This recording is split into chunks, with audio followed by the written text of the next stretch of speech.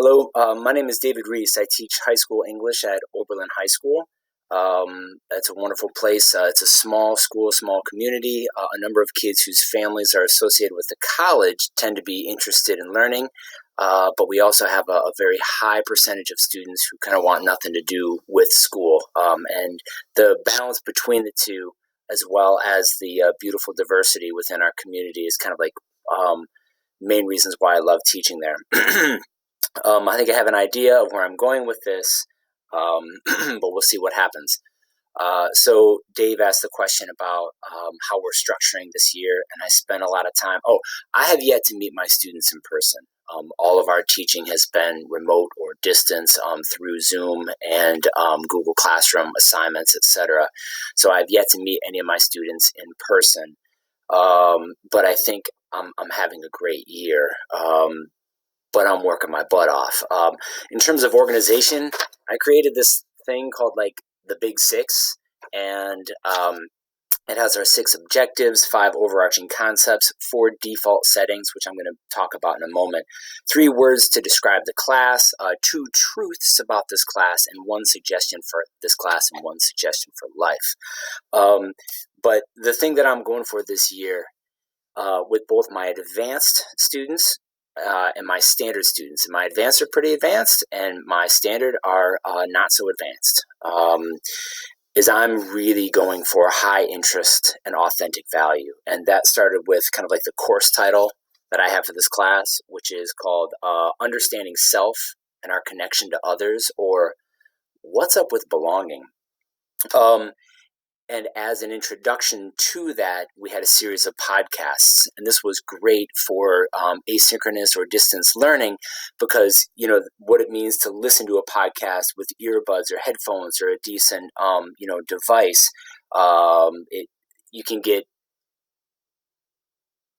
intelligent, profound, impactful concepts and questions and ideas into your head without having to read, even though I'm an English teacher. So I start with high interest and authentic value, and 2 of the pieces that started the school year, one of them from Invisibilia, and I think it's from the Entanglement episode, but it's called Mirror Touch, and it's about this woman with mirror touch synesthesia and this rare neurological disorder where basically she doesn't have that wall in her brain between herself and the presence of someone else. And without that wall, she kind of gets lost in other people.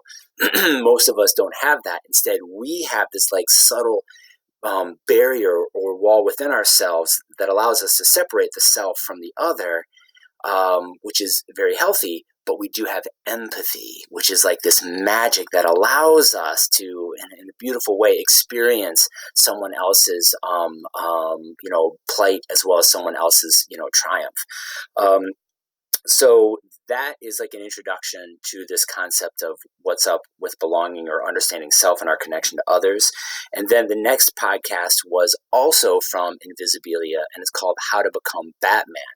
And that one was about the power of expectations, of, the people around us, coaches, family, friends, the community, but also our own expectations, which then we kind of like bleed into the power of placebo. So ultimately about expectations and eventually getting to like mindset or growth or identity or belief.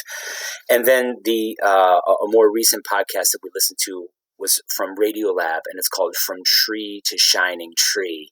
And it is fascinating. And it's about how the roots beneath the ground, trees don't compete with each other. Actually, trees actually share resources, and they share resources across species. And when you remove one species, it actually damages the other.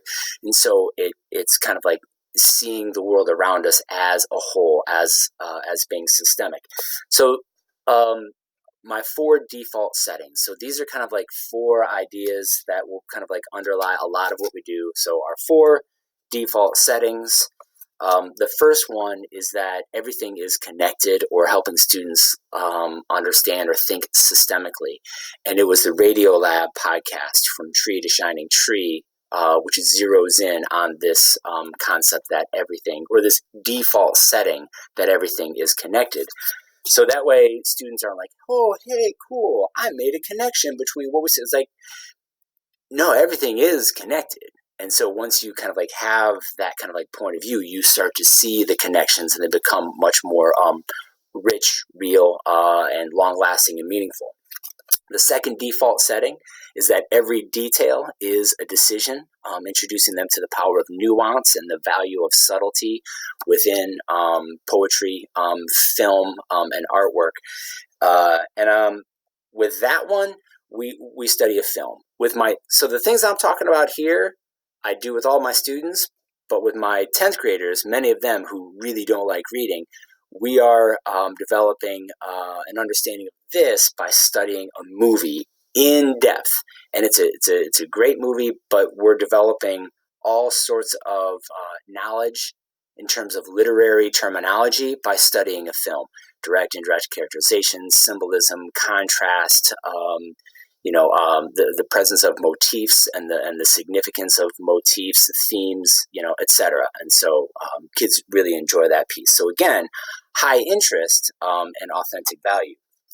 Our third default setting is that we get better with effort. So there's your mindset belief. And with that one, the podcast on the power of expectations, how to become Batman, as well as the role that placebo plays. And, so when you think this class is going to be a waste of time, it becomes a waste of time. When you think, yeah, this is going to be challenging, but I'm probably going to gain a few things from it, it becomes challenging, but you gain some things from it. So key belief there in terms of mindset.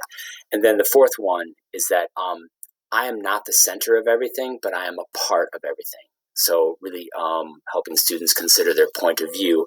And with that, we study the transcript to David Foster Wallace's commencement speech called "This is Water." So we actually read that piece.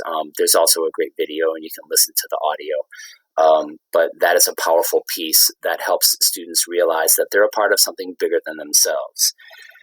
So lots of audio pieces, lots of reflecting on those audio pieces, written prompts where they're making connections to different pieces as well as connecting pieces to the title of the course. And I'm working my butt off to give, lots of affirmative comments to the students to kind of like pull them in. So up front, it's a lot of work. I don't think that the amount of time that I'm spending is sustainable, but I'm working hard to lay a foundation, and we are 5 weeks into the school year, and I think it's paying off because kids are making great connections, and hopefully they're seeing value in this class, which is going to make things easier, when we get to really digging into studying and analyzing and learning from literature. All right, there's my video.